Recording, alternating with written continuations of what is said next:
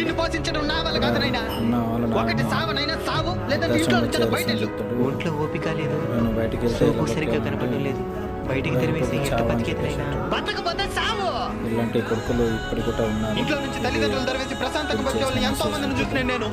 కొన్ని రోజుల తర్వాత నైనా నీకోసం ఫ్రూట్స్ తెచ్చినాను నైనా. ఈ దినేశం ఆరోగ్యంగా ఉండాలి.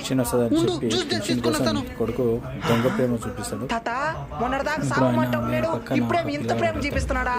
ఈ రోజు నాకు ఎందుకు పెన్షన్ తాత వచ్చేదేనైనా. మీ కొడుకు ఆ డబ్బుల కోసమే వాడు ఇవన్నీ చేస్తున్నాడు. ఇవన్నీ తెలుసు కూడా ఎట్ట తాత వాడిని ఇంత ప్రేమ చూపించగలుగుతున్నావా?